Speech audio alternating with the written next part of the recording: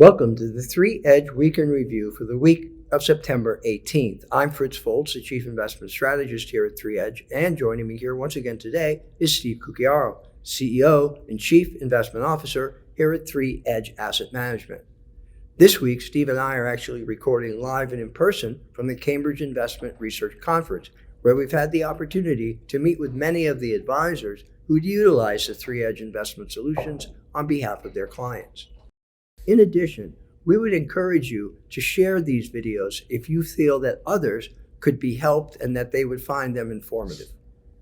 This week, Steve and I will be discussing the U.S. economy and the capital markets in terms of the children's fairy tale of Goldilocks and the Three Bears.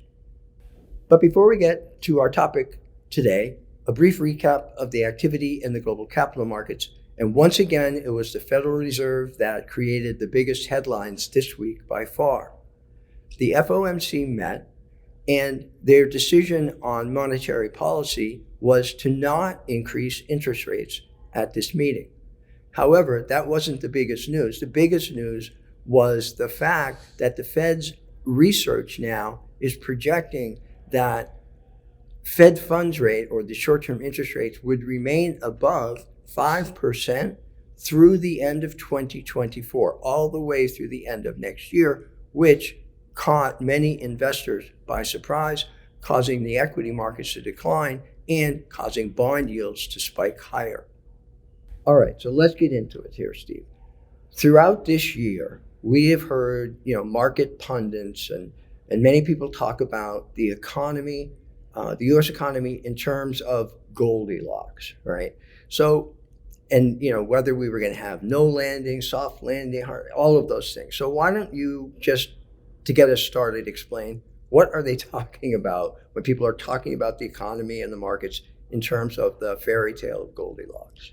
Well, Fritz, I'm finding that more and more of these Wall Street analysts are talking about a Goldilocks market where the economy doesn't grow so fast or so slow, but just right. And what they mean by that is if the economy grew too fast, that means the Fed would have to raise interest rates even higher and could crash the economy and the markets.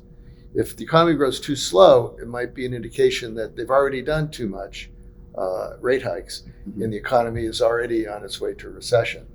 And so there's more and more hope and more wishing by the Wall Street analysts that no, the economy is growing at just the right level. They talk about an immaculate disinflation. What they mean by that is that inflation is going to come all the way down to 2% without the Fed needing to tighten anymore, and everything is going to end with a happy ending. It sounds a bit like a fairy tale. Yeah. So let's talk then about, okay, so what are the threats to Goldilocks? And maybe we saw one this week, but why don't you maybe help us think through what are the factors that may be a threat to the Goldilocks scenario? So obviously the three bears. Right. So I want to think of the three bears as bear number one, credit contraction, the threat of credit contraction. Bear number two would be the threat of stagflation. And bear number three would be a bear market that's caused simply by adjusting back to fair value. So those are the three bears. Now, let's talk about bear number one, credit contraction. More and more Wall Street analysts and even hedge funds and other people are talking about how, boy, wasn't it great we dodged the recession bullet. There's no more recession on the horizon, and we're blue sky ahead. Well, I just want to pull the seasons of the market chart. And you can see that after being in the summer season where the economy was overheating, unemployment came to record lows, inflation went really high, the next phase is the fall where you get a credit contraction. And what it seems like a lot of these Wall Street analysts are saying is that, no, we're going to skip right by credit contraction. Right. We're going to skip right by the recession. We're going to right into spring. We're going to go from summer, forget fall, forget winter. We're going right into spring. And while it's not impossible, a lot of money is being invested as though that's going to happen. And I would say be skeptical, because we might not have seen the full brunt of all these rate hikes yet. We might just be entering a credit contraction. And there are signs that that's happening. And in a credit contraction, equities do not do well. Long-term bonds do not do well. And short-term treasuries are a great place to be. You're earning over 5%, and you have dry powder to take advantage of lower prices later. Now, in the stagflation scenario, it's the opposite of Goldilocks. It's saying that the economy is going to get hit because of all these rate hikes, but they haven't done enough to stop the inflation. So you get inflation and slow economy. Right. And we haven't seen that since the 70s. A lot of people forget. They don't go back that far. In an inflation, a stagflation, gold and tips do best. They win when stocks and bonds don't win. So having diversification is a good idea.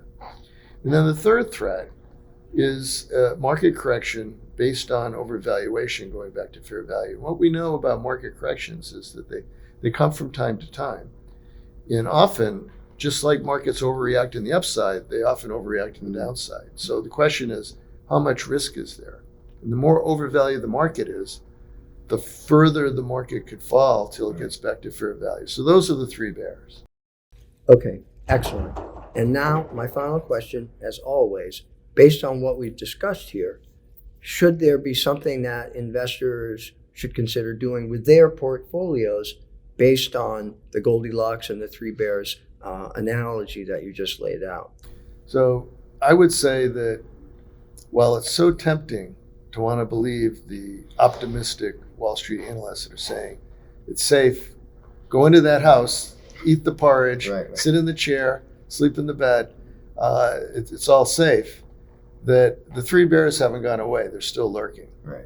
And so I still think that it would not be prudent to put all of your money in U.S. stocks at this time. It would be more prudent with your equity allocation to be very careful with the amount that's put into U.S. stocks and maybe consider other markets that are not as overvalued. In addition, for the threat of a credit contraction, which we think is still very real, a healthy allocation to short-term U.S. treasuries is a smart move because number one, while you're waiting, you're getting over 5% yield. And number two, you have dry powder where if and when we do get the big correction, you can take advantage of those low prices and be buying when other people are panicking and selling. And then number three, for the idea of the stagflation, we do believe that it's not just the only conservative strategy to just put all your money in treasury bills or annuities or cash. We think it's really smart to have some allocation to those investments that will do particularly well in a stagflationary environment. That includes TIPS, Treasury Inflation Protected Securities, which now earn 2% plus inflation rate, which is climbing again, and gold. Great, Steve. Thank you for your insight into and your analogy comparing the markets and the economy to Goldilocks and the three bears. So that will do it for Steve and me for this edition of the 3 Edge Weekend Review. Again, if there's someone you know who you think could benefit from this video, please feel free to share our YouTube channel. So, on behalf of Steve and everyone here at 3 Edge, thanks for listening.